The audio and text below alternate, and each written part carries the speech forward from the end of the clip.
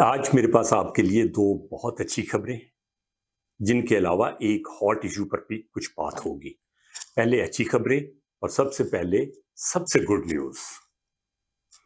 सेहत के शोबा में पाकिस्तान का आलमी एजाज। मशहूर जमाना मैगजीन टाइम मैगजीन ने 100 अहम आलमी शख्सियात की फहरिस्त में पाकिस्तान के डॉक्टर शहजाद बेग का नाम शामिल किया है। डॉक्टर शहजाद बेग पाकिस्तान में इंसदादे पोलियो प्रोग्राम के नेशनल कोऑर्डिनेटर हैं। डॉक्टर साहब की काविशों से पाकिस्तान में पोलियो जैसा खतरनाक मर्ज खत्म होने के करीब है। याद रहे कि 2019 में पोलियो ने पाकिस्तान में 150 के करीब अफराद को माजूर या हलाक कर दिया था।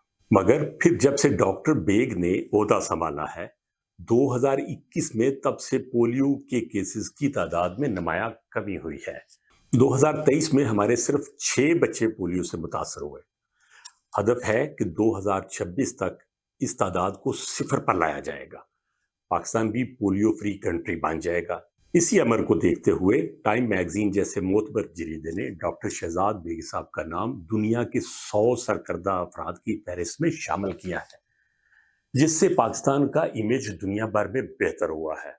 सेहत जैसे अहम शोबा में इस अहम कामयाबी के हसूल पर डॉक्टर शहजाद बेग साहब को और पूरी कौम को मुबारक।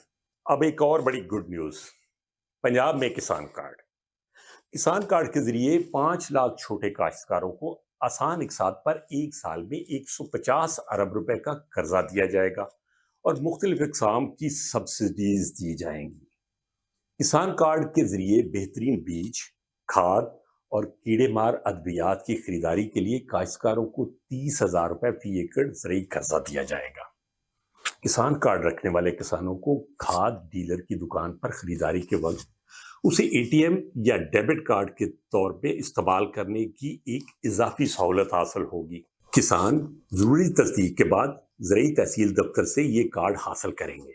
नवाज किसान कार्ड के जरिए मुख्तलिफ इकसाम की सब्सिडी भी दी जाएगी और पंजाब भर में निजी शोबे के इश्तराक से मॉडल एग्रीकल्चर सेंटर्स भी बनाए जाएंगे।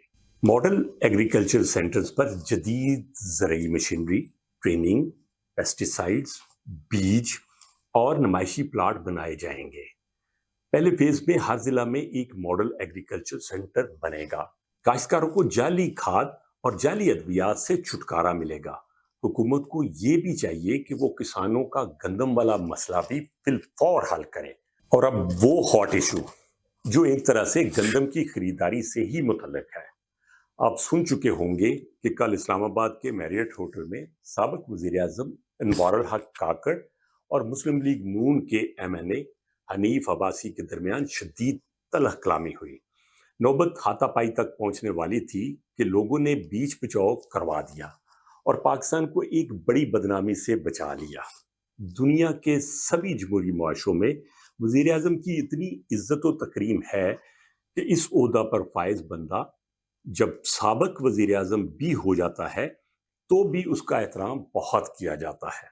ऐसे में सोचिए जरा, अगर पाकिस्तान के वज़ीर आज़म रहने वाले काकड़ साहब को एक हल्का सा थप्पड़ भी पड़ जाता तो दुनिया में हमारी जमहूरियत का इमेज और भी खराब हो जाता। शुक्र है कि ऐसा ना हुआ। कहा जा रहा है कि तलख कलामी का आगाज गंदम स्कैंडल के ताने से हुआ और फिर काकड़ साहब के फॉर्म 47 के तंज ने बात को बहुत ही बिगाड़ दिया और झगड़ा कहीं बढ़ गया। अब यूं तो सारा वाकया बस इतना सा है, मगर इसके बैकग्राउंड में बहुत कुछ है। अनवारुल हक काकड़, जो कि इस्लामी जमहूरिया पाकिस्तान के वज़ीर आज़म का ओहदा इंजॉय कर चुके हैं, अब उन्हें एक मामूली सेनेटर बन के रहने में कोई लुत्फ नहीं आ रहा। वो सेनेट के चेयरमैन बन जाते तो भी उन्हें कुछ सुकून होता, लेकिन वो ओहदा पीपल्स पार्टी उनसे छीन कर ले गई। एस्टेब्लिशमेंट की शदीद ख्वाहिश के बावजूद जरदारी साहब सेनेट के चेयरमैन का ओहदा अपने हाथ में रखने में कामयाब हो गए। अब काकड़ साहब की नजरें फॉरेन मिनिस्ट्री पर हैं और उनके पीछे एक बहुत बड़ी ताकत भी है। मगर मसला ये है कि वजारत खारजा का ओहदा फिलहाल तो नून लीग की डार्लिंग इसहाक डार के पास है। उनको डिप्टी प्राइम मिनिस्टर इसीलिए बनाया गया है कि जल्द ही उनसे फॉरेन मिनिस्ट्री लेकर वहां अनवारुल हक काकड़ को बिठाया जा सके। काकड़ साहब इसीलिए नून लीग के नापसंदीदा अफराद की लिस्ट में اونچا مقام رکھتے ہیں۔ مسلم لیگ پریشان ہے کہ کاکڑ صاحب اگر وزیر خارجہ کے طور پر آ کر کیبنٹ میں بیٹھ گئے تو پھر کیبنٹ کے ہائی جیک ہونے میں کیا کسر باقی رہ جاتی ہے۔ وزارت خزانہ اور وزارت داخلہ جیسی اہم ترین منسٹریز پہلے ہی غیر سیاسی طاقت کے ہاتھ میں ہیں، اس لیے مسلم لیگ تو پوری کوشش کرے گی کہ کاکڑ صاحب کو اب کوئی بڑا عہدہ نہ مل سکے۔